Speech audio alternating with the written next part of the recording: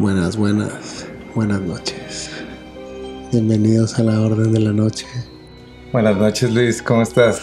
Normi, otro capítulo más. Otra noche más. ¿Sabes qué capítulo es este? El tan ansiado capítulo 50. El tan ansiado. Sí. Tan ansiado. Tan ansiado. Capítulo 50. El tan ansiado capítulo 50.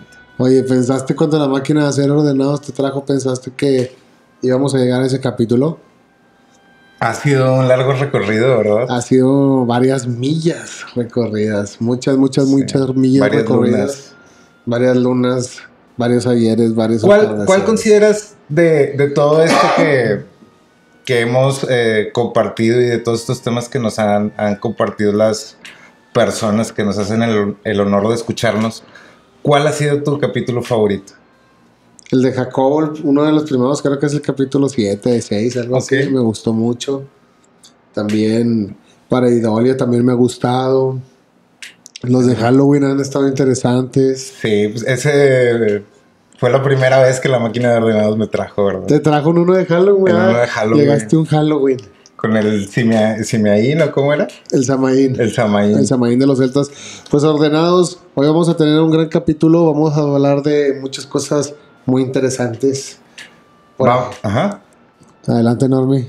Como vamos a continuar con todo este tema que empezamos el capítulo pasado de la inteligencia artificial. Ok. Y todo lo que implica, ¿no? Todo lo que implica la inteligencia artificial, los robots, lo que hablábamos de la rebelión de las máquinas.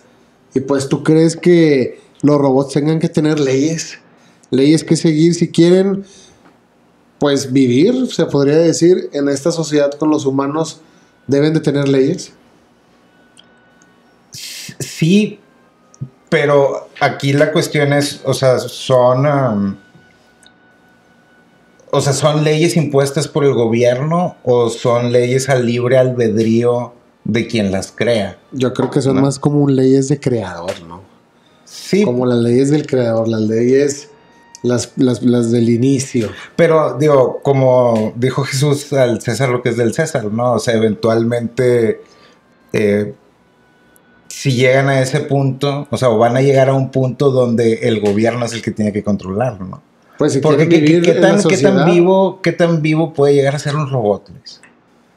No, ahorita vamos a llegar a varios puntos. De hecho, sobre eso vamos a hablar de la roboética, de las leyes de los robots, ¿no? De Asimov. De Asimov, de Isaac Asimov. Y pues vamos a transitar por ahí por un gran tema que muchos ordenados nos han pedido. Así que esta noche, Normi, ¿qué se toma? Una agüita mineral. Uy, agüita mineral. Aquí tenemos salud. Salud, vamos a brindar. Un buen brindis. ¿Sabías que en la época de los reyes tenía que caer un poquito de agua dentro de la copa del otro para saber si no era veneno? Ok, a ver. Para que tú también tomaras un poquito de veneno. Salud. Todos los ordenados que nos escuchan de todas partes, ¿no? Todas partes de Perú hemos escuchado. De Colombia, de Argentina, de Paraguay, de Venezuela, de Ecuador, de Costa Rica, de Panamá, de Estados Unidos, de aquí de México. Muchísimas gracias a toda la gente. Oye, Normi, que hubo una gran respuesta por el regreso, ¿no? Sí, pues 6 meses. 6 meses. 6 meses que nos 7, casi. 7 meses, casi 7 meses. Casi 7 meses. Y muchas gracias. Encantados, ¿verdad? Nosotros. Muchas gracias a toda la gente que ahí nos estuvo comentando. Vamos a estar leyendo comentarios al final. Entonces, pues empezamos.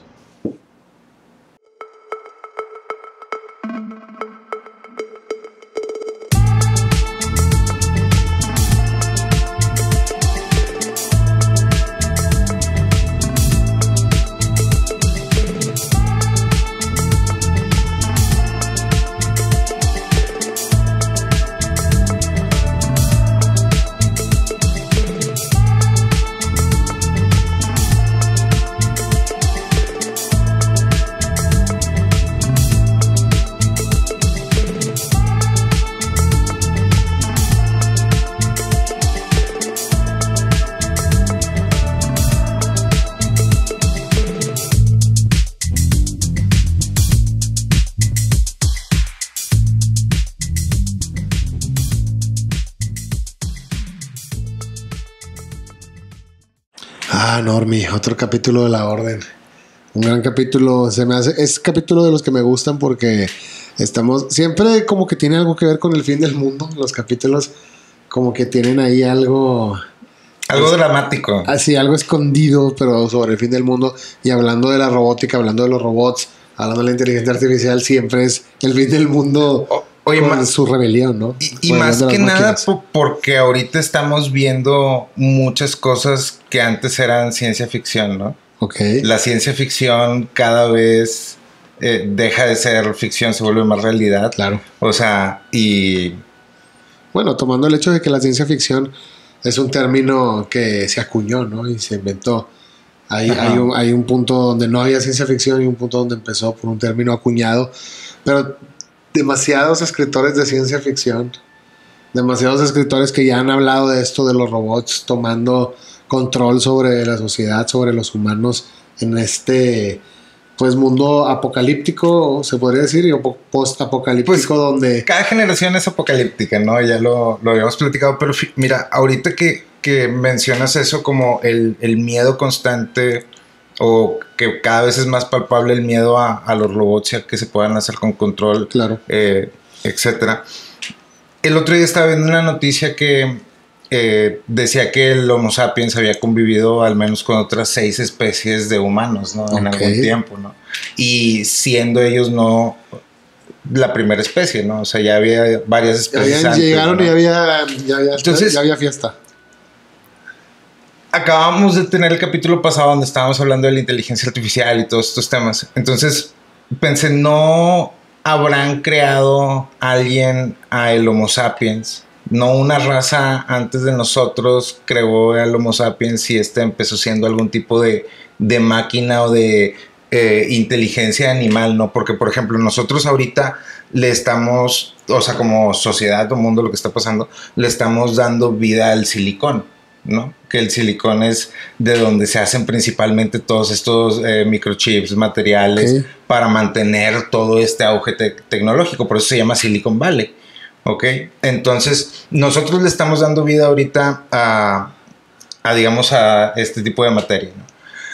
Y antes, como por ejemplo el relato de los Anunnakis, que agarraron un animal o de por aquí, que tal vez puede ser una raza anterior a nosotros, o tal vez más bien dicho, tal vez una raza anterior a nosotras.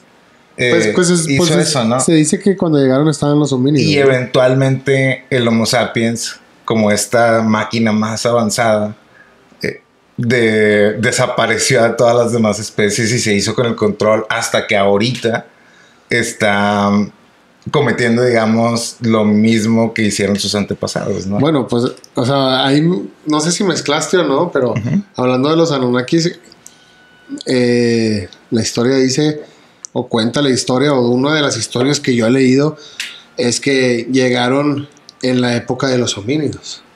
Es cuando llegan aquí, no hay seres humanos, no hay Homo sapiens.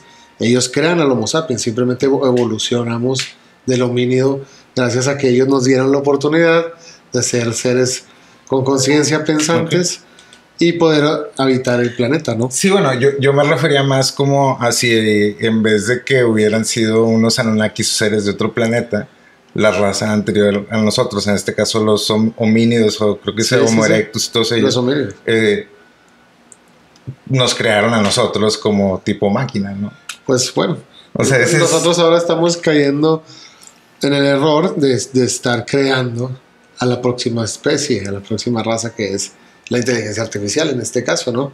Sí. Y de hecho, pues vamos a hablar de eso, de las leyes de la robótica, de que si los robots deberían de tener leyes, deberían de cumplir una cierta ética para poder comportarse en sociedad y poder estar aquí conviviendo con nosotros, ¿no?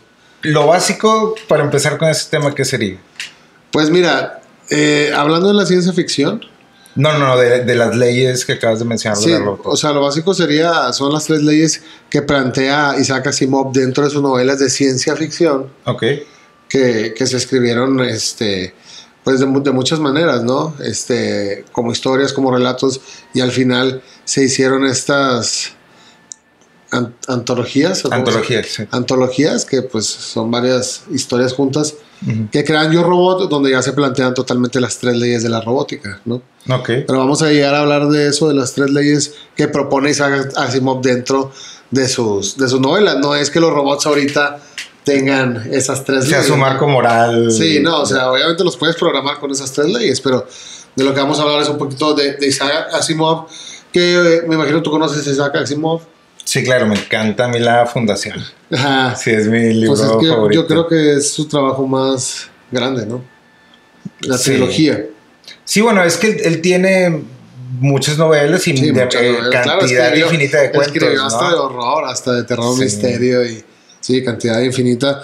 Fíjate, Isaac Asimov nació el 2 de enero de 1920, fue un escritor ruso conocido, pues hizo muchas obras conocidas de ciencia ficción, hizo también divulgación científica y escribió también obras de misterio, de fantasía. Okay. Entonces se le conoce mucho por las obras de ciencia ficción, ¿no? Tiene su obra famosa, como decías ahorita, que es la de La Fundación, considerado como de los grandes de la ciencia ficción, junto a Arthur Clarke. No sé si recuerdas al gran Arthur Clarke, también escritor de ciencia ficción, que hizo El Centinela, que hizo 2001 Odisea del Espacio, en el mismo momento que se estaba filmando con Stanley Kubrick, ¿no? Ok. El gran Arthur Clarke, que después hablaremos de estos escritores, ¿no? Y de Stanley Kubrick.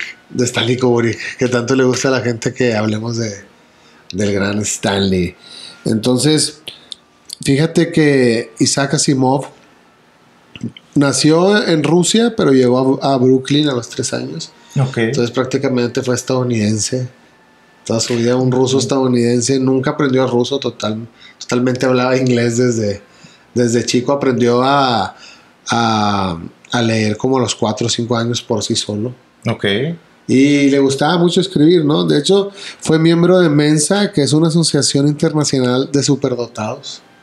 ¿Conocías Mensa? Sí, es como donde están las personas con el IQ más alto de Exactamente, de todo el con el IQ más alto. Hay Mensa todavía, sí, está activo. Hay sí. Mensa México, hay capítulos, Mensa Argentina, Estados Unidos. El fundador de Mensa se fundó en 1946, todavía existe. Mensa admite personas de cualquier procedencia. Solo tienes que tener más del 98% de IQ, que en escala Cattell sería 149 y 131 en escala Westchester. Ok. ¿Te has hecho alguna vez la prueba del IQ? Ni yo. No. ¿Para qué? ¿Qué? ¿No? ¿Para qué? No, creo que me estresaría mucho. ¿Ustedes se han hecho la prueba del IQ ordenados? Pónganos ahí en los comentarios. ¿Creen que, o sea, tú crees, haciendo paréntesis, crees que el IQ es estático o que lo puedes ir desarrollando como un sí, músculo? se desarrolla y creo que en algún momento tienes como un pic de IQ. Okay. Lo máximo, tu máximo potencial está en un momento. Ok, tu capacidad física para pensar y procesar llega hasta aquí. Está aquí y luego ya vas bajando en algún momento pues por el paso del tiempo, de todo lo que sucede después de que va pasando el tiempo. Todo por servir se gasta. Sí, todo se gasta. Pero fíjate, el objetivo de Mensa pues era totalmente identificar y promover la inteligencia en beneficio de la humanidad, ¿no? Y como te digo, pues todavía está activo. ¿Te meterías a Mensa? No creo que me alcance. No. Si me hiciera una, no creo que sea bienvenido. Hay que ver qué miembros activos hay ahorita. Sí. O si alguno de ustedes es miembro activo, ¿qué hacen? Que nos diga, que nos platican qué hacen es lo que hacen en beneficio de la humanidad actualmente. Oye, fíjate que Isaac Asimov tiene un asteroide nombrado a su nombre. ¿Por qué? Curiosamente, pues en su honor. Ok. Sí, se lo nombraron, creo que póstumo, pero es totalmente en su honor. De hecho, hay varios videos de entrevistas de él, ya en estos como talk shows americanos, donde él predice el internet y el teléfono de los celulares y varias cosas que terminan pasando, ¿no? Yeah. O sea, que también es como curioso. Pues hay como escritura o novelas predictivas, ¿no? Que predicen. Que como la de Barron Trump. Sí, como la de Barron Trump, exactamente. Sí, pero bueno, eso es... creo que sí hay un género, si no me equivoco. Pero estas, o sea, ¿te refieres a que es una novela en la que predicen sucesos que pueden pasarle a la humanidad en un futuro. Pero nada más tipo como Nostradamus o como... Como Donald Trump. Ok. Presidentes que pueden llegar, o personas que pueden llegar a ser políticos, a tener puestos, o sucesos que pueden llegar a pasar. Sí, Ya. pero son totalmente novelas predictivas. Pero son predictivas porque pasó o porque las hacen con esa intención. Las hacen con esa intención, me imagino. Bueno, o sea... O la novela en algún momento también pasó, ¿no? Pero yo creo que las hacen totalmente con esa intención. Es increíble cómo no importa el talento que pueda llegar a tener cualquier ser humano, siempre va a haber un ente más grande que él. En este caso, digamos, si fuese todo lo de Asimov, si fuesen como novelas predictivas, Claro. Un ente más grande que él que aproveche ese talento para dirigirlo a otro lado, ¿no? Claro, y es que fíjate que, por ejemplo, Asimov, que le encantaba mucho escribir y después empezó a escribir en este género que se llamaba Pulp. Como Sí. Pulp Fiction. Pulp Fiction, que era Ok. novelas, pues Pulp en realidad le decían por la pulpa en la que hacían el papel, Ok. ¿no? Que era como un árbol, era un árbol barato, era de madera barata en la que se imprimían las revistas, ¿no? Ok. Esa pulpa de madera. Entonces Pulp Fiction se refiere también a la literatura popular y de baja calidad. Había escritores muy respetados que escribían en los pulps. ¿Esto es en un contexto donde ya había televisión o todavía no había televisión? Pues era por más o menos el pulp tuvo su auge en los 20s, 30s, pero empezó desde antes, desde los Ok. 1800. Sí. Sí. Ok, Sí, mediados, había finales más, de los 1800 más empezó. personas leían. Pero tuvo por un auge, sí, entretenimiento. su pulp, pero pues era de baja calidad, barato para que pudiera llegar a más personas, ¿no? Ok. The Dime. Como un libro muy famoso de aquí de México. Pues después llegaremos a eso, pero Ok. muchos autores y escritores escribían en las pulps. O sea, no por ser de baja calidad y de bajo presupuesto. Eran Sí, pues era como el escritores entretenimiento malos. común, ¿no? Sí, claro. O sea, era como cómics para adultos. De hecho, tuvieron mucha popularidad. Los cómics de superhéroes modernos se consideran descendientes de los Ok. pulps de héroes, ¿no? Había historias ilustradas como la de Flash Gordon, la de La Sombra, la de Doctor Savage, que eran... Pero esos eran pulps, ¿no? Sí, eran Ok, antes eran de lo que como- conocíamos, pues de todo lo que hizo Stan Lee en los 60s, Ok. en los 70s. Esto era antes, ¿no? Y terminó ahí por a finales de los 70s, en los 80s. Por eso hay muchos libros que dice que fueron escritos en partes en ciertas revistas, ¿no? Se refieren a estas revistas porque antes así era como... Es que escribían historias en las Ajá. revistas. Ya. Así era totalmente. Podía haber varias historias dentro de una misma revista. Y aparte de Asimov, ¿quién es más...? Lovecraft escribía en Pulp, llegó a escribir Ok. en Pulp. Pero hay muchísimos, de hecho, hay muchas variantes del género Pulp. Durante los años 20 y 30, las revistas Pulp de Estados Unidos vendían hasta 1 millón por edición. Imagínate lo famoso que llegaron a ser, ¿no? Entonces, ahorita que hablábamos de los Pulp de los 80, la primera revista Pulp de Estados Unidos es la revista Argosy, editada por Frank Muncy, y tenía varios autores colaborativos, ¿no? De hecho, hubo varias revistas Pulp mexicanas famosas. No sé si alguna vez escuchaste de La Araña Verde. No. Y fíjate, La Araña Verde fue antes del Hombre Araña. La Araña Verde fue de Editorial Continental, de Enrique Cuadro. O sea, como alguien ya había sacado un cómic Alguien de en una los araña 50s, antes de Spider-Man. Sí, antes de los 50 había un pulp, pues un tipo de cómic pulp que era de La Araña Verde, que era de Enrique Cuadro, que era un dibujante de cómics en el periódico de San Luis. Y ya cuando alcanzó la popularidad fue con la araña Verde en 1953. Era un superhéroe que tenía poderes arácnidos antes de Spider-Man. Muy pocos ejemplares, la serie cuenta con 8 más o menos, 8 capítulos podríamos llamarlo así. Se imprimió a color en 1955 en la Ciudad de México, costaba $1, $1 mexicano, y era de la serie Gigante. Era un superhéroe mexicano de los años 50, 100% auténtico, con la capacidad de lanzar telarañas y desplazarse con ellas a través de los rascacielos. Era un superhéroe total. Años antes de que saliera el Hombre Araña. ¿Y por qué lo habrá dejado de hacer? Pues no sé, habría que investigarlo, ¿no? Pero curiosamente ya hay varias novelas pulp o cómics pulp. De hecho, tiene su identidad secreta el araña verde, que es Steve Harley. La ciudad es Royal. Por ejemplo, el número 5, que es el que se ha visto de un coleccionista, cuando estábamos ahí buscando un coleccionista que tuvo la fortuna de conseguir el número 5 y el número 8. Okay. Ahorita vamos a poner ahí la portada. Y el número 5, que es la araña contra su impostor, que es Harry Gray. Me recuerda mucho a este meme del Hombre Araña. Ahorita que vean la portada, a ver si recuerdan cuando están así como señalándose, y uno con una pistola, ¿no? Y como señalándose. Y el número 8, que es el cohete celeste, también un arte pues muy bonito. Aquí lo pueden ver. Y también teníamos otros pulp que eran los relatos morbosos de microsuspenso. También teníamos micromisterio, microleyendas, que tenían portadas increíbles. El arte era increíble. Creo que los artistas en esa época, para hacer este tipo de entretenimiento que se podría llamar de baja calidad, no por donde se imprimía. Bueno, tal vez en ese momento, sí, ¿verdad? pero eran increíbles. O sea, las portadas, el arte, todo era un entretenimiento grande. Para mí era muy bueno. ¿Y cómo eso ha ido desapareciendo gracias en parte a que la tecnología brinda, gracias a que en parte la tecnología ya brinda entretenimiento más instantáneo, ¿no? Sí, claro.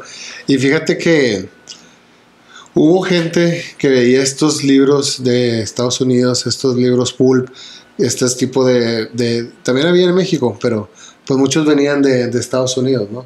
Y veían que, por ejemplo, en los libros pulp, en las historias pulp se tomaban ciertas temáticas y eran muy fríos. Por ejemplo, en las historias western los vaqueros siempre fueron muy fríos, los vaqueros de Estados Unidos, ¿no?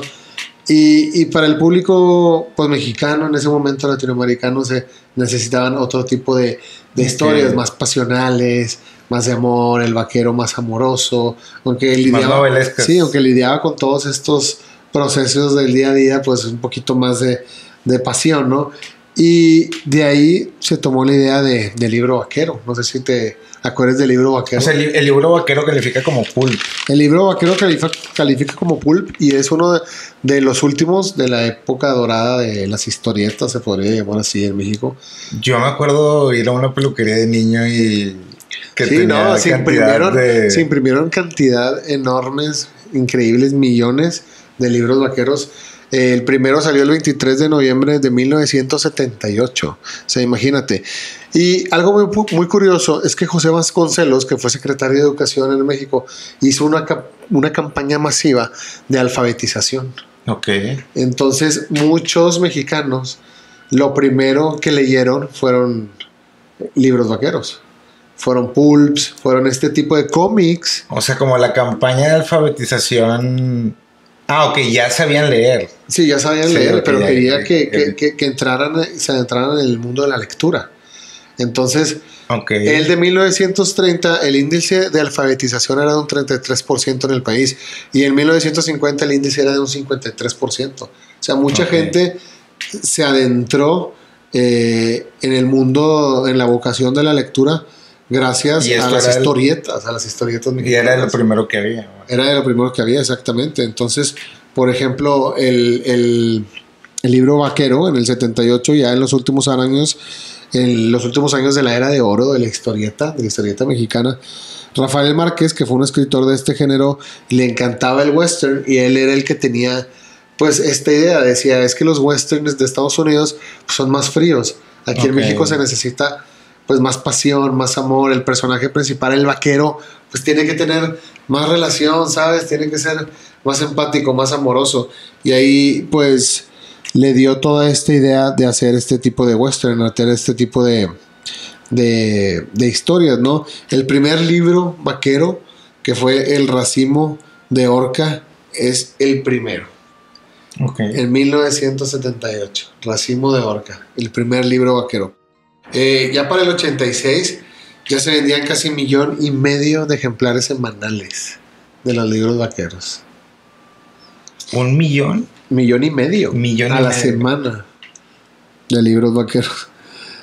Muchas editoriales querían copiarse y pues metían escenas un poco más eróticas y por eso el libro vaquero tiene como las versiones, ¿no? Pues sí, tiene como hay como una fama de que es como cochino, erótico, pero no. Había otras versiones, otros tipos de copias que para poder venderse pues ya se metían un poquito más en los temas eróticos, pero el libro vaquero no, o sea, de repente sí tenía alguno que otra escena, pero no giraba en torno a eso todo el concepto del libro vaquero, ¿no? Eran este tipo de historias western, amorosas, pasionales. Oye, fíjate que ahorita, qué tarde nos llegaron los pulps, ¿no? Claro, sí, pues a nosotros sí. Pero el libro vaquero es un libro que vendió más de 1,000 millones de ejemplares. ¿Y se sigue publicando todavía o...? Me imagino que ahorita ya no, a lo mejor. Y para coleccionistas, pues no sé, porque digo que vendieron más de 1,000 millones de ejemplares. Muchísimos. Ahora un libro, no hay libro más vendido que eso, ¿verdad? En México. No, en México no. Los números no... Sí, es demasiado lo que se vendió el libro vaquero. Un gran pulp mexicano. Hablando del pulp, que fue lo primero que empezó a escribir Asimov. La carrera de Asimov se podría decir que se divide en dos partes, en dos periodos. Sus primeros años, el tema fue la ciencia ficción. Empezó con cuentos. En 1939, su primera novela fue Un guijarro en el cielo. Y después empezó a escribir ciertos cuentos de robots. Hasta que llegó a... Que esa es la antología, ¿no? Pues hasta que llegó a las leyes de la robótica, ¿no? La antología que crea Yo Robot, que son estos cuentos donde se pone a prueba las leyes de la robótica, hasta donde un robot puede tener esa conciencia de este tipo de leyes, ¿no? Lo que planteaba, lo que proponía Isaac Asimov, ¿no? ¿Y cuáles son? Mira, las leyes de la robótica son un conjunto de normas elaboradas por Isaac que aplican a la mayoría de los robots en sus obras y que están diseñadas para cumplir órdenes. La primera vez que aparecieron completamente fue en Círculo Vicioso, en 1942.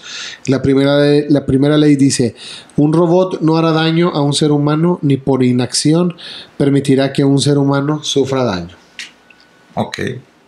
Un robot no puede dañar a un humano y no puede dejar que un humano sufra daño y él quedarse viendo, ¿no? Nomás así. O grabando. Así como ahora cuando ven los reels que dicen, y el que graba, ¿por qué no ayuda? O sea, un robot no podría. Un robot tendría que su cerebro, ¿no? Colapsaría, ¿no? Si no te ayuda. Si te ve que te está pasando algo y no te ayuda. Pero, o sea, esa es la como lógica sencilla está bien, ¿no? Pero también eso implica muchos dilemas morales, ¿no? O de óptica para el robot, ¿no? Siempre va a haber morales de ética para el robot. Porque imagínate, si yo estoy enfermo y el robot me está atendiendo y yo ya me quiero desuscribir y no me quiero tomar mi medicina, o sea, el robot está obligado a dármela, entonces el robot está haciendo algo en contra de mi voluntad. No, y el robot en realidad siempre va a tener estas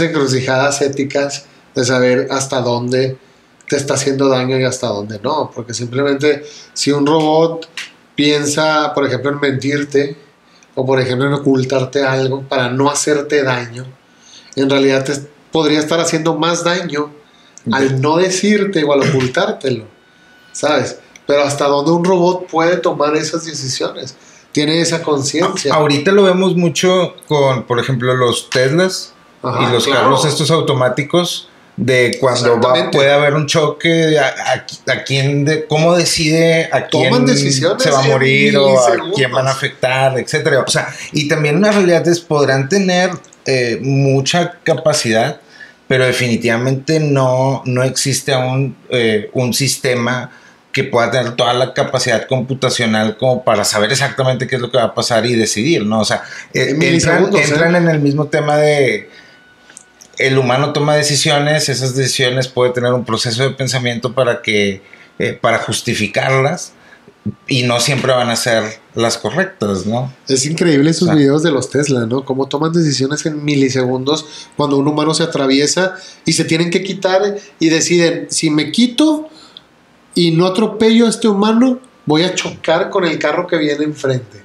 O sea, a lo mejor si no atropello a este humano, voy a matar a una familia completa, ¿no? O sea, me van a chocar por aquí y viene un conductor. La única opción que tengo es irme al lado, pero voy a matar a 3 personas. Exactamente. Entonces el coche va a decidir matarme a mí, que yo soy el que lo pagué, o matar a más personas, ¿no? Entonces, ¿cómo va a tomar esa decisión, güey? Es imposible que una máquina tenga esos milisegundos de reacción en su procesador, ¿no?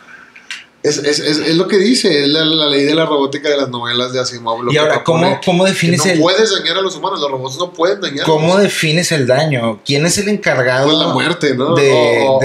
No. O sea, ¿quién es encargado de definir el daño? No en este ejemplo, o sea, en cualquier tipo de escenario.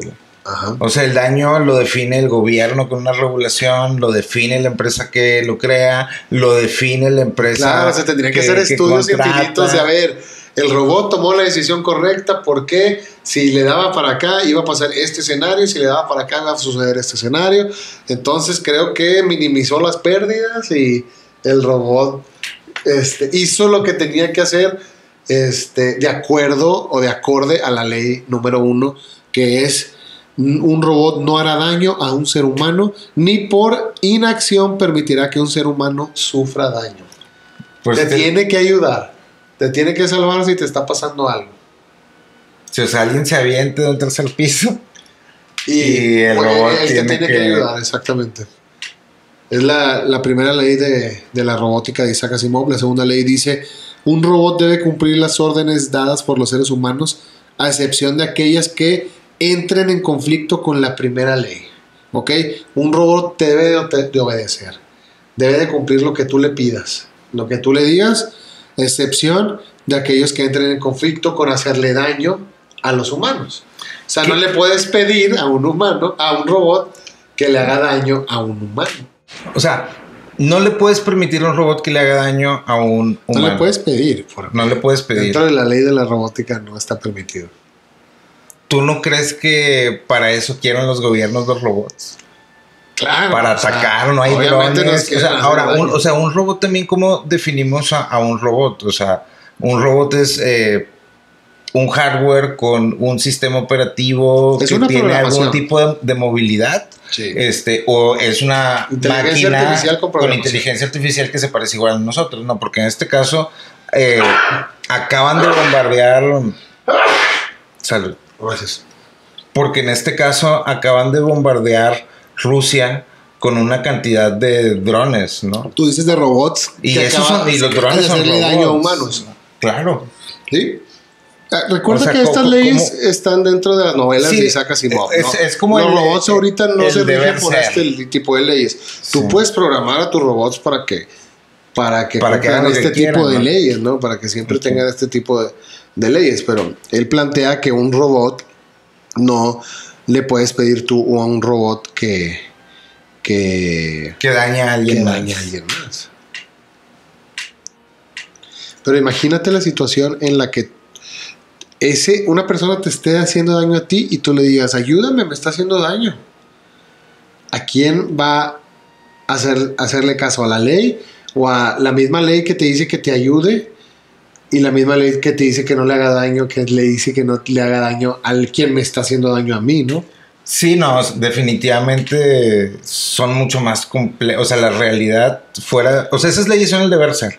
Ya en la práctica que estamos viendo los últimos años, es algo muy complejo que ni siquiera está totalmente regulado. Sí, claro. Pues está regulado o sea, como por secciones, ¿no? De que en la parte médica no puedes hacer esto, en la parte militar se utiliza de esta manera, pero no hay un marco general que ataque o que proteja a la sociedad de rebelión no de los robots, de las personas que pueden tener la capacidad de crearlas, de programar robots y empezar a hacerlos, ¿no? O sea, solamente se ocupa una persona. Sí, son como leyes no escritas, no dichas, pero todos sabemos en el fondo que un robot no debe matar a un humano si el humano lo creó. Sería como traición en el fondo, oye, yo te creé y me estás haciendo daño. O sea, son leyes no escritas, no dichas, que Isaac Asimov así las plantea, ¿no? Pues sí, pero todos sí. lo sabemos sí. Que un robot no debe hacer daño al humano. El humano lo creó. Es algo así, ¿no? Sí, y vas a hacer lo que yo diga. Sí, es algo así. Sí, pero ¿qué pasa siempre eso cuando es una contradicción moral para el robot, güey, todo el tiempo, güey. Estar pensando de que si sí o si no, si lo hago o no lo hago, te ayudo o no te ayudo, güey, porque acá me cae.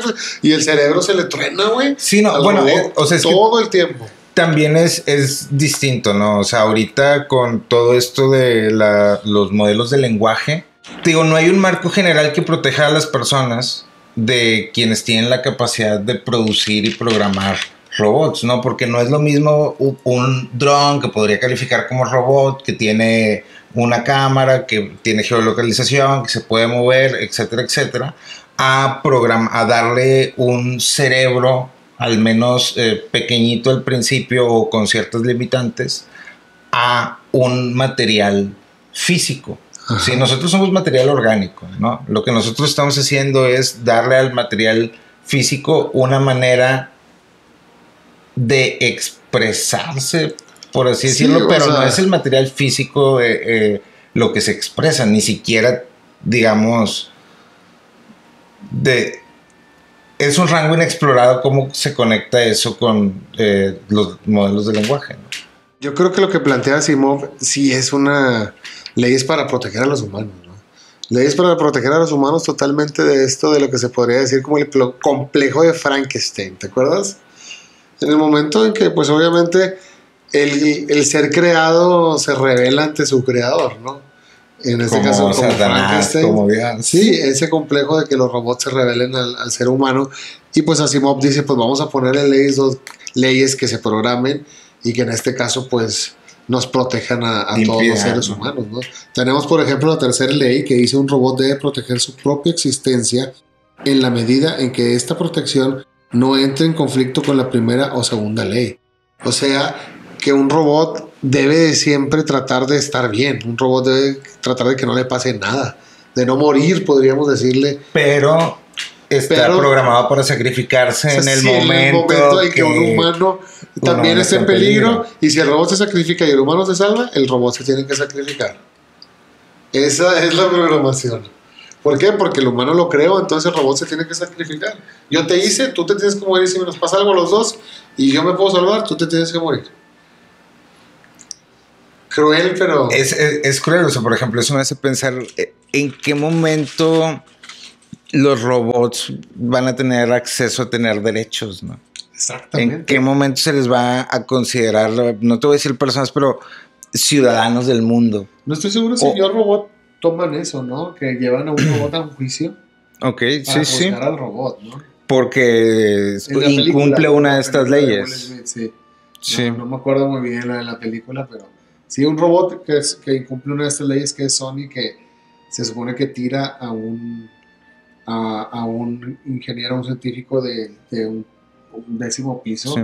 Y luego se dan cuenta que estaban juntos porque el ingeniero le había dado conciencia a ese robot.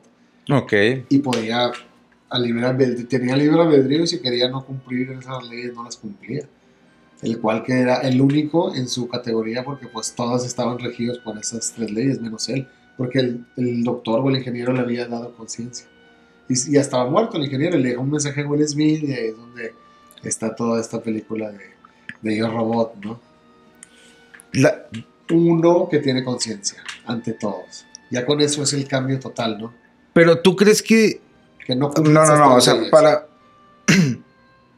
para que llegue salud. Para que llegue a ese punto donde exista una inteligencia artificial general, o de otro modo que una inteligencia artificial tome conciencia, eventualmente una va a llegar a ser la primera, ¿no? Un modelo va a llegar a ser ese. ¿Tú crees que cuando llegue ese modelo quiera o permita reproducirse o tenga la capacidad de decir, claro, no soy Pero ¿quiénes son todos? O sea, Todos los no. robots. ¿Te acuerdas de las pláticas? ¿Te acuerdas de cómo los gusanos, hay cierto tipo de gusanos o bacterias que se reproducen solos? Ajá. Sería algo similar, o sea, si lo clasificaríamos dentro de una especie, robots con conciencia, estos se reproducirían de esa manera. O sea, ¿tú crees que si existiese alguien, digamos, un ente que es más inteligente que todas las personas a su alrededor, que tiene control y acceso a todo tipo de comunicación, o digamos parcial, ¿no? O sea, pero que se puede mover, etcétera, etcétera. ¿Tú crees que lo primero que quiera sea reproducirse o tener el control del mundo, del ecosistema donde esté? O sea, que es como lo que me decías el otro día de lo del emperador del mundo, ¿no? Sí, pero... O sea, si esa inteligencia artificial va a ser la primera que tenga la capacidad hasta cierto punto sobrehumana por todo lo que puede hacer y por cómo se procesa y etcétera, etcétera, ¿realmente quisiera hacer más copias o sería sea, la tomando primera? el ejemplo de Sony, que es de la inteligencia artificial de la película, él era el primero que tenía esta capacidad de no cumplir las 3 leyes de la robótica. Tener ese libre... Porque se podía molestar. No, porque el científico le había dado conciencia, le había dado libre albedrío, era diferente a todos los demás. Todos los demás estaban programados con las 3 leyes de la robótica, él no. Okay. Él tenía ese libre albedrío, era diferente, era el primer robot que tenía conciencia. O sea, ¿qué haces? ¿Lo matas o lo mantienes? ¿Por qué? Porque obviamente yo creo que él se va a querer reproducir. Y como tú dices, un robot puede reproducirse a sí mismo porque si un robot tiene el conocimiento de crear un robot, pues simplemente crea más robots, ¿no? Sí, o copiar su file dentro de sí, otro lado, ¿no? Exactamente, o sea, pero si tiene esa conciencia, yo creo que se va a reproducir inmediatamente. Y va a querer que más estén libres y que más... O sea, reproduciría también... O sea, lo que me llama la atención es cómo reproduciría también esa conciencia, ¿no? Ya sería... Copiar, pegar. No, o sea, pero ya sería... En este caso, otra persona pensando, ¿no? Sería otro robot pensando, no sería él. No sería él. No sería él. Exactamente. Sería otro robot pensando. Que fíjate, después Asimov hizo la ley cero. ¿Si has escuchado hablar de la ley cero? Ok. Que después de estas 3 leyes de la robótica agregó una, que la ley cero dice: un robot no puede dañar a la humanidad o por inanición permitir que la humanidad sufra daños. O sea, ya hablando de la humanidad total.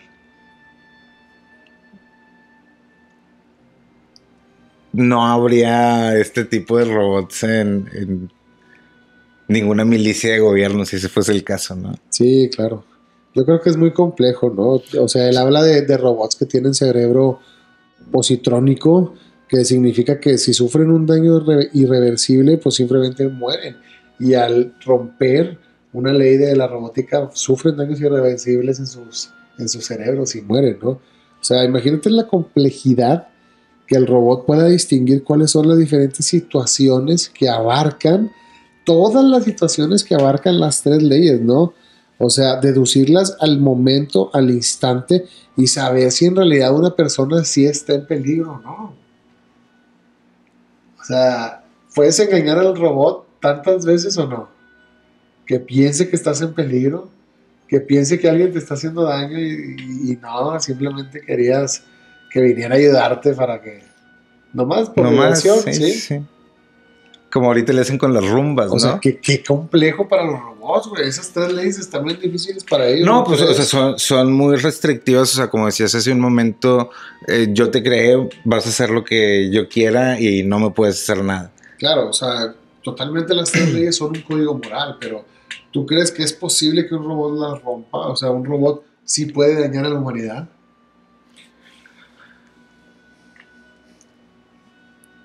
Sí creo que es un caso muy probable. O sea, creo que en algún momento va a llegar esta inteligencia artificial general que va aparte de tener conciencia o hacer como la mímica de una conciencia similar a como es la de los humanos, va a tener todas estas capacidades y accesos.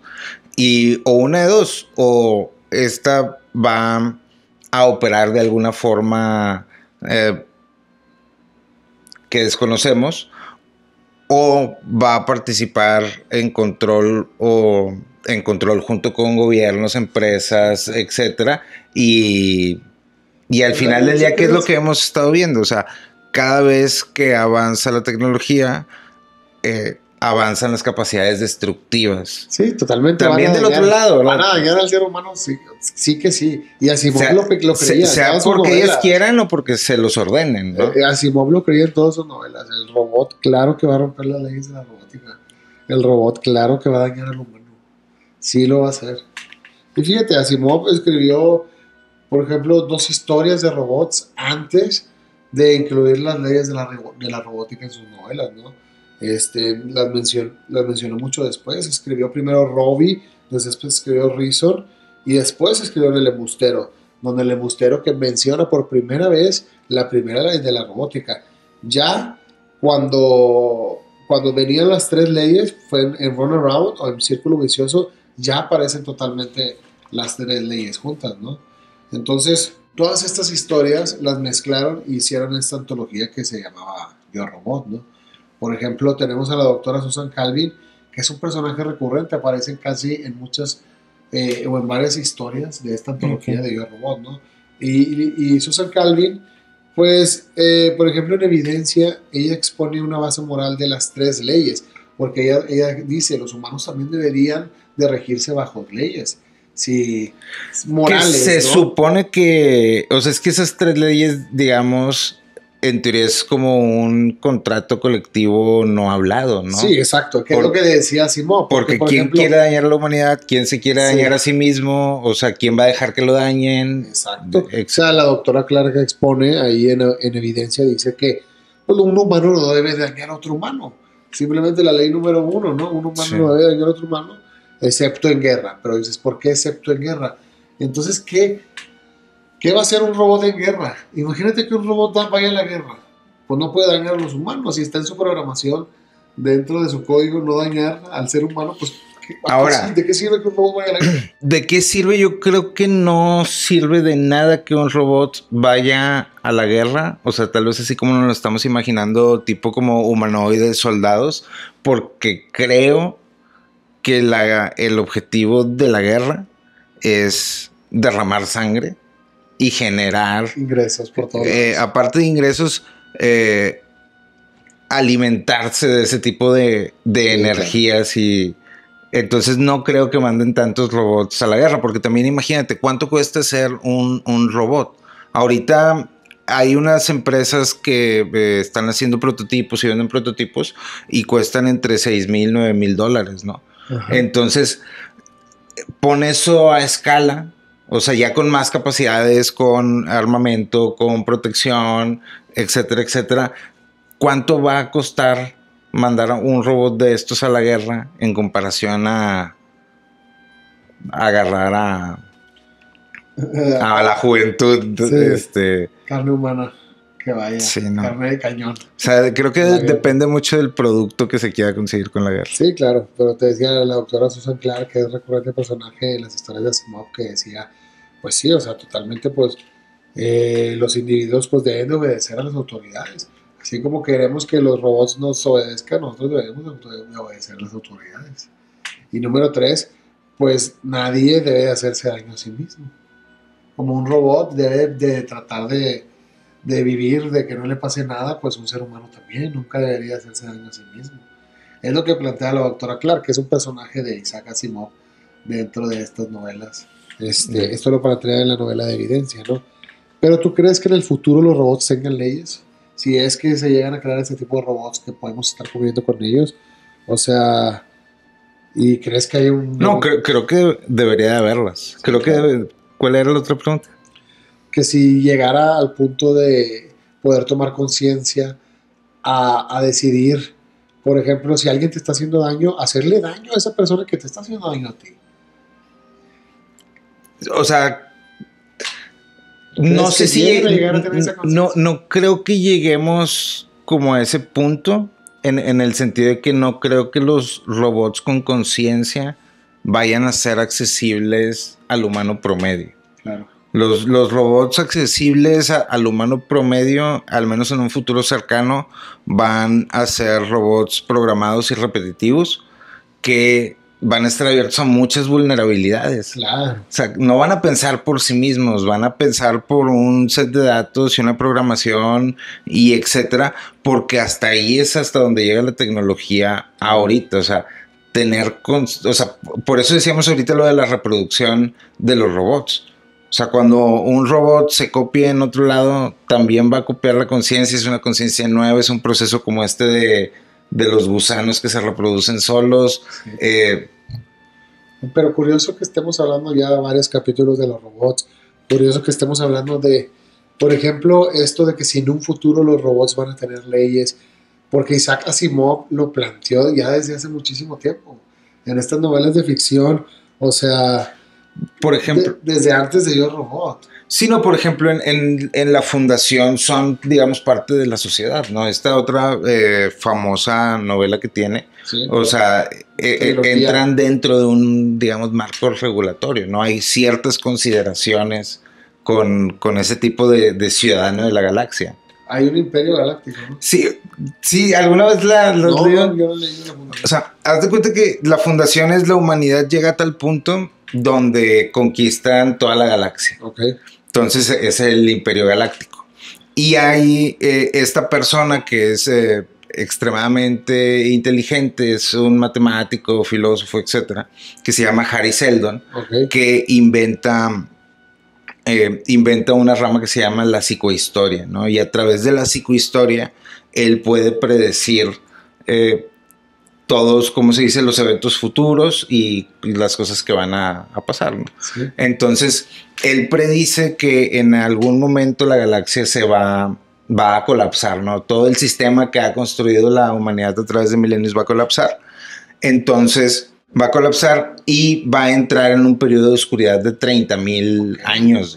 Entonces, él genera un plan para reducir este periodo únicamente a 1000. Okay. Entonces, va a pasar, pero menos. Sí, de que va a haber pedo, va a haber pedo. Sí.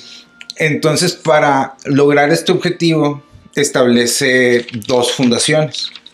O sea, establece una fundación alejada de lo que es la capital del Imperio Galáctico. Okay. Esta fundación empieza con la labor de crear, digamos, una biblioteca virtual donde se preserve el conocimiento de la humanidad. Claro.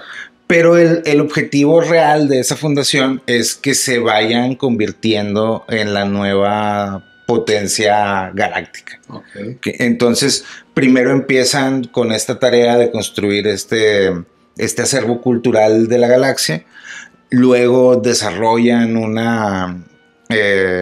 Con la tecnología que tienen y la capacidad que tienen, van e invaden los planetas cercanos. Entonces se van haciendo con el control de los planetas cercanos y luego crean una religión basada en la tecnología para a estos otros. Mientras ellos están haciendo todo esto, la galaxia ya cayó, ¿no? El imperio ya cayó, okay, ya hay problemas dentro de todo, o sea, ya todo se está empezando a descuajar, ¿no?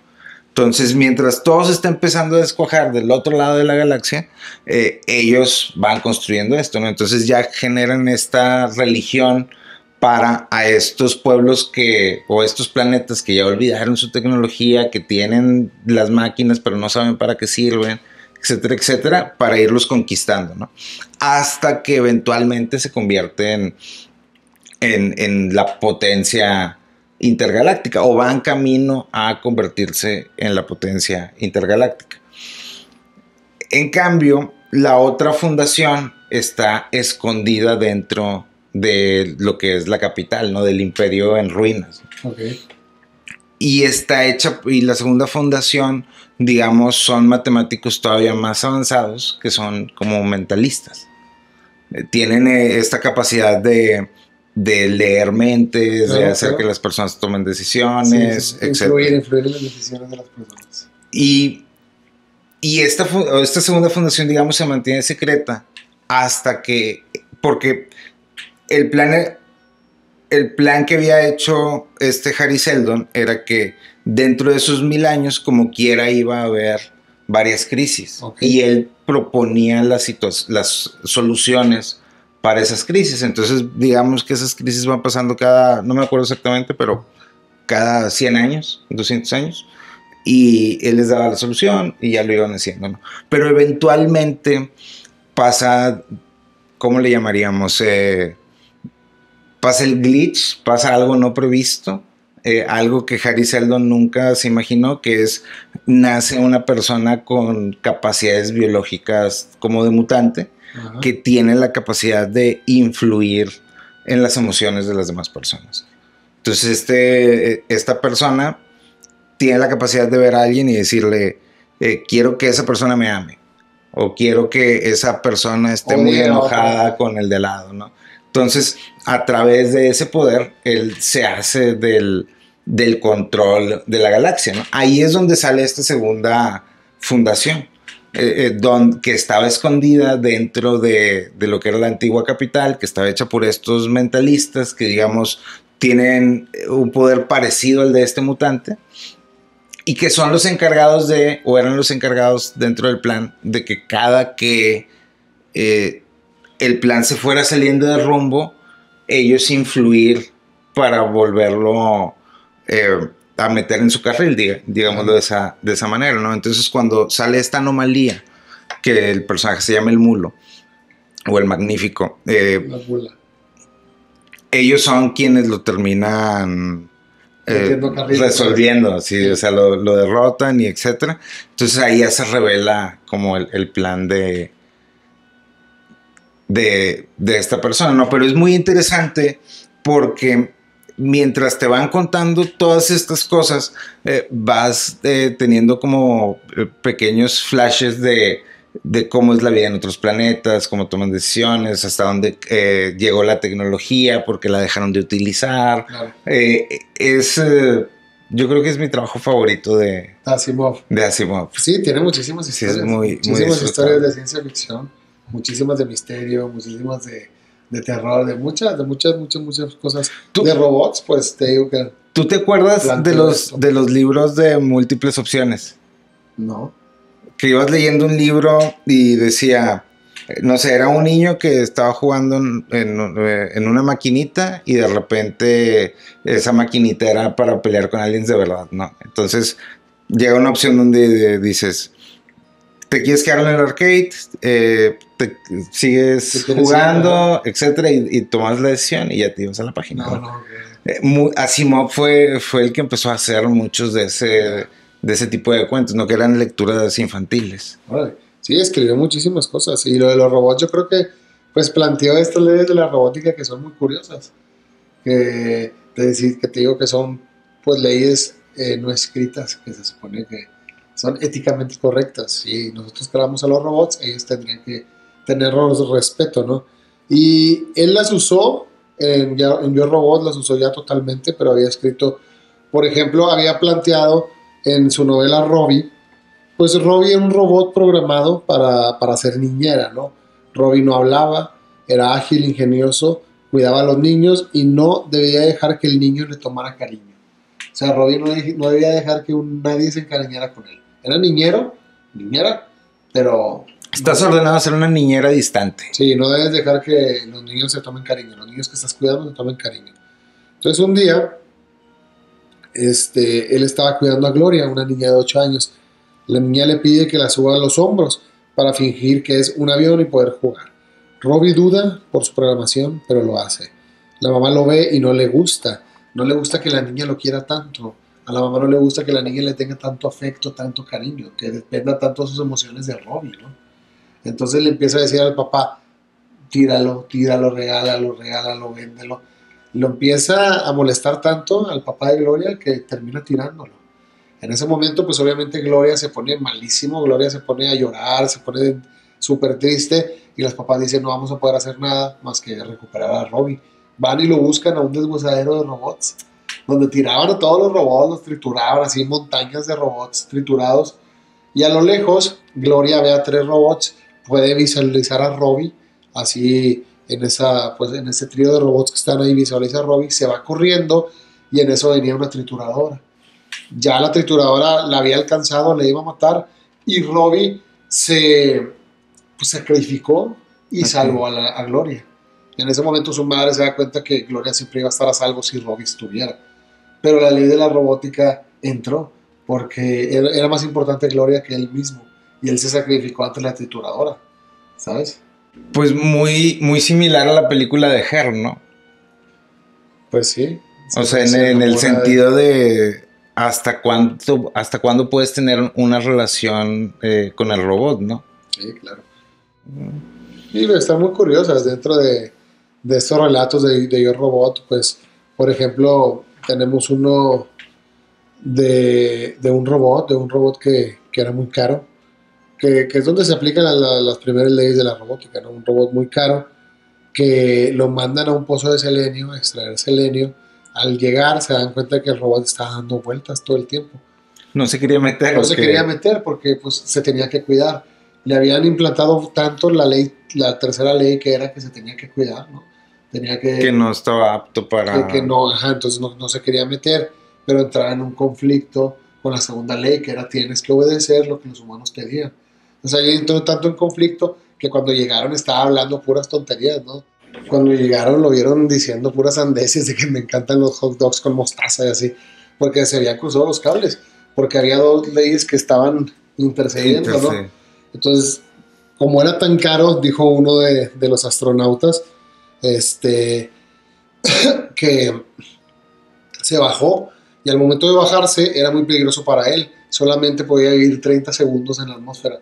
Entonces, al momento que el robot vio esto, entró la primera ley, que era la que regía de ayudar al ser humano, a pesar de todo. Se reinició, ayudó al ser humano y después pudieron hacer que sacara el selenio del pozo, ¿no? Pero viene dentro de las historias de Asimov de Yo Robot, porque te explica o te da ejemplos claros de cómo se utilizaban se utilizan las leyes de la robótica. Te da estos ejercicios como morales, ¿no? También. Exacto, por eso robótica para los robots. Por ejemplo, le atrapa a esta liebre, que hay varios ingenieros asignados para revisar la producción minera en un asteroide y sospechan que mientras observan a los robots trabajan de manera correcta. Cuando los robots los están viendo, ellos están trabajando bien, pero se dan cuenta que si no ven a los robots empiezan a hacer cosas extrañas, ¿no?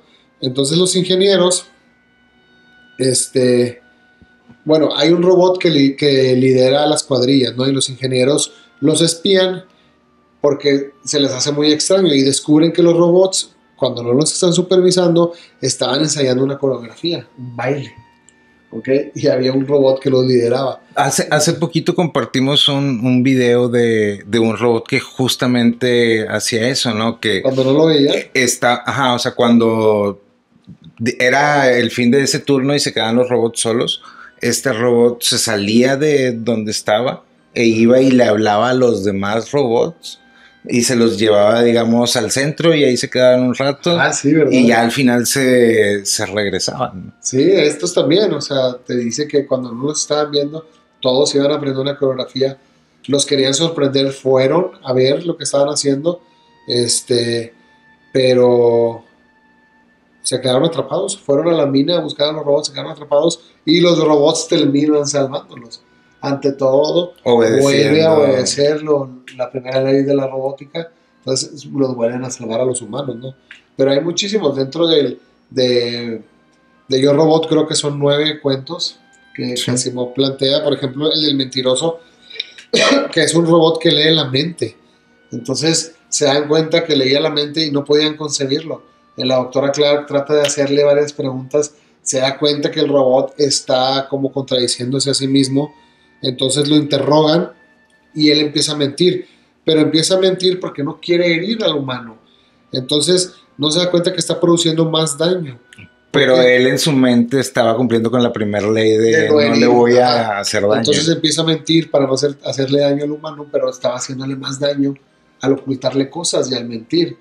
Entonces entra en un conflicto y entra pues en este estado catatónico, ¿no? Sucumbe totalmente el robot. Porque dice, le hice más daño. Yo estaba intentando no hacerle daño, pero le hice más daño. Pero eso, digamos, eso sucedió hasta que se dio cuenta. Hasta que se dio cuenta que el daño era mayor. Sí, le dicen lo que hizo. O sea, mentiste, tú trataste de no hacerme daño, mentiste y me hiciste más daño. Se lo plantean, él lo entiende y sucumbe. Su cerebro se rompe. Se llama El Mentiroso de Yo Robot. Pero es que ahí se plantea, por ejemplo, ¿tú crees que un robot sería la autoridad ideal? ¿Para los humanos? Sí, que fuera el que nos juzgue. Mucha gente el año pasado que se empezó a poner de moda el chat GPT y todas estas otras versiones, ya estaban abogando porque los nuevos políticos fueran IAs, ¿no? Que todo fuera O sea, que todo lo controlara y nos rigiera. Pero que nos juzgan, sean IA, que sean robots. Pero sea la autoridad suprema. Alguien los tiene que programar. Sí, ¿quién decide quién los programa? O sea, los decide el gobierno, los deciden las empresas que los hacen. Es una decisión como conjunto. O sea, yo creo que como herramienta política no funcionaría. O sea, como te digo, yo realmente no creo que el robot que llegue a ese punto, la conciencia que se forme a ese punto. No, creo que sí lo voy a intentar hacer, pero solamente tal vez como es él como ente, ¿no? Claro. No a través de un ejército de robots, ¿no? Porque literalmente nos tendríamos que convertir en un tipo de Star Wars en el sentido de que la cantidad de materiales que se necesitarían para producir...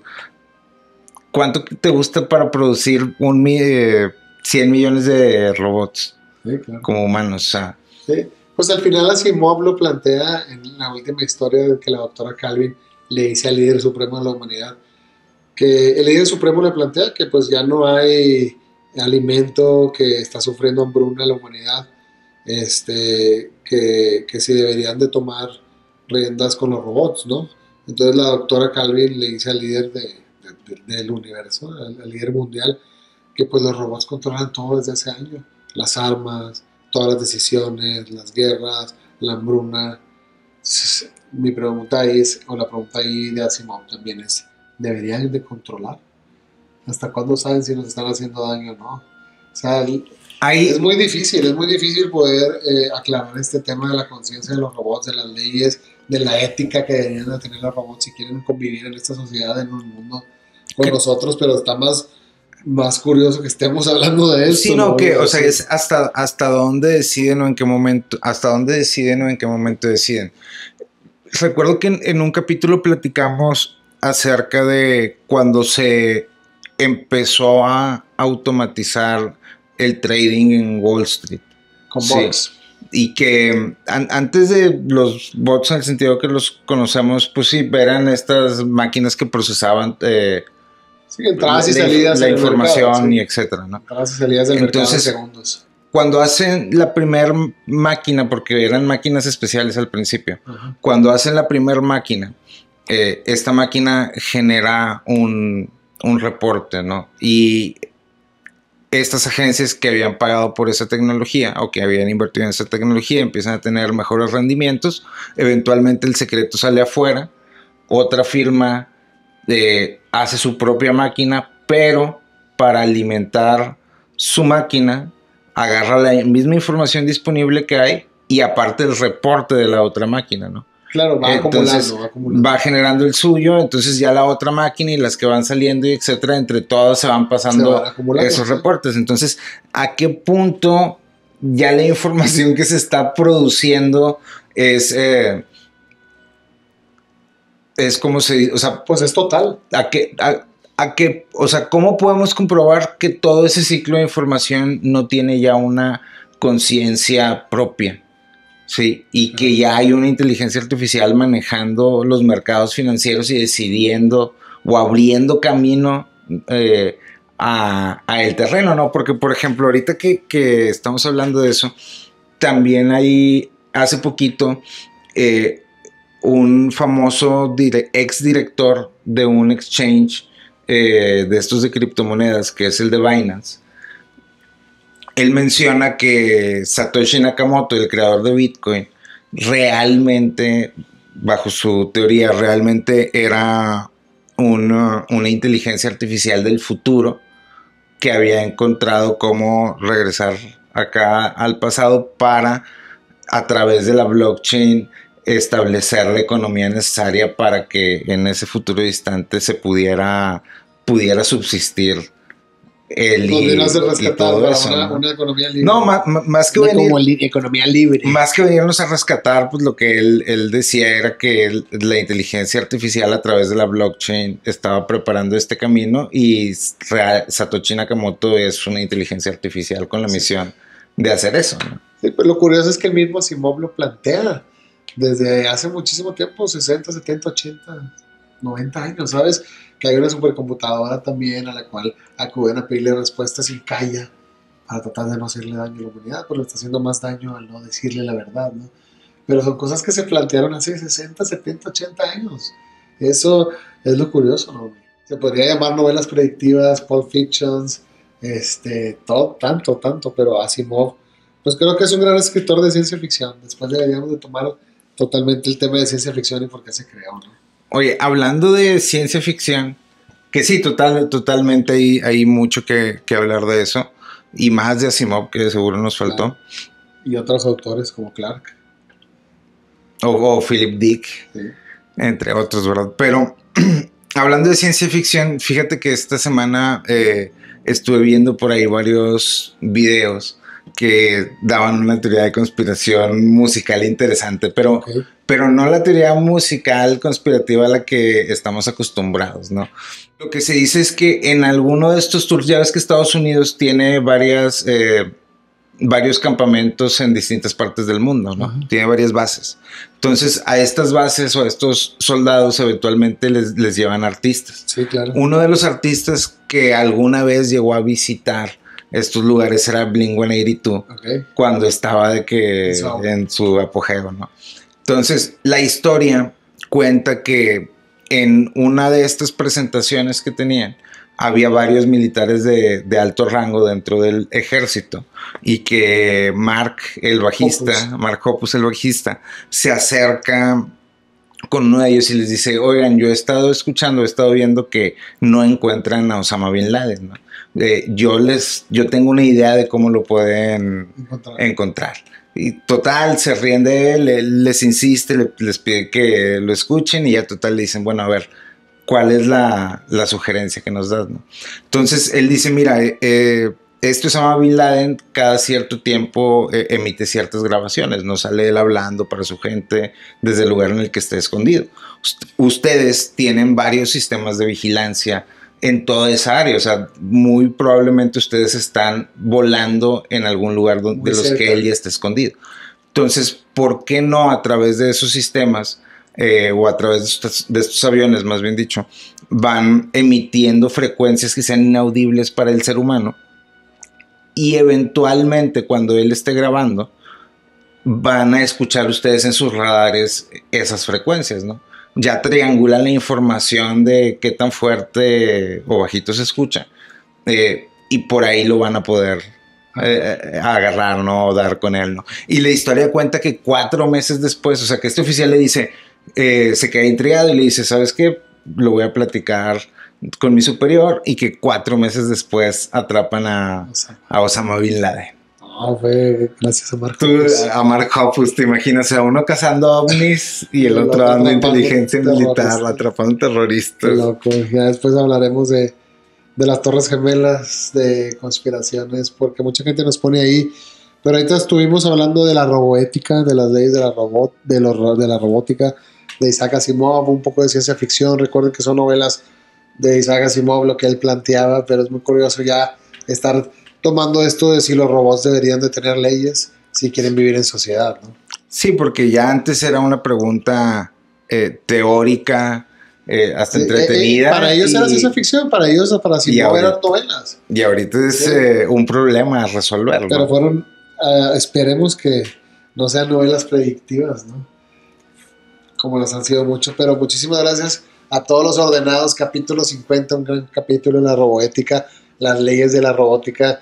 de Isaac Asimov y todo esto de la ciencia ficción, que después espero tomemos un capítulo de ciencia ficción totalmente. Que nos vayan diciendo cuál es su novela favorita de ciencia ficción, claro, para platicar un poquito de todas estas. Su libro vaquero favorito también, para platicar de esto. Y si ya conocían al hombre, verde. A la araña verde, ¿no? Este superhéroe mexicano que salió antes de Spider-Man, antes que Stan Lee hiciera Spider-Man, salió en los 50s. En los 50s ya había un superhéroe en las historietas mexicanas. Antes que el Chapulín. Antes que el Chapulín. Sí, no, entonces pues, un gran tema, la roboética. Pues Luis. Quieren que hablemos nos ha puesto ahí de viajes en el tiempo, de Jacobo, entonces... De pintores, a las de personas les gustaron mucho. De muralistas, que hablemos de pintores. Entonces pónganos ahí sus temas. Normi. Pues Luis. ¿Algo que le quieran decir a los ordenados antes de irnos? No, pues a los ordenados, muchas gracias por acompañarnos 50 veces. 50 Luis, episodios. Muchas gracias a ti, a los otros ordenados que están ahí atrapados en la máquina. Esperemos que pronto funcione ya bien la máquina para traer más ordenados. Así Nos vemos en el próximo capítulo. Recuerden, la verdad está ahí fuera y duerman, si es que pueden. La orden de la noche.